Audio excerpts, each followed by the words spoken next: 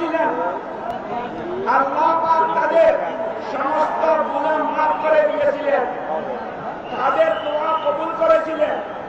আমি মনে করি আজকে যারা এখানে উপস্থিত হয়েছেন তাদের গুনাহ আল্লাহ মাফ করে দিবেন, আমিন, এবং তাদের দোয়া কবুল করবেন, আমিন। তাই সবাই মিলে দোয়া করুন।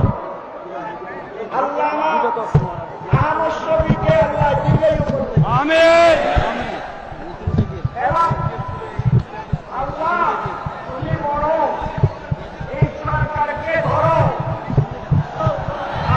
হবে না তো, ওরা বলতেছে বারবার।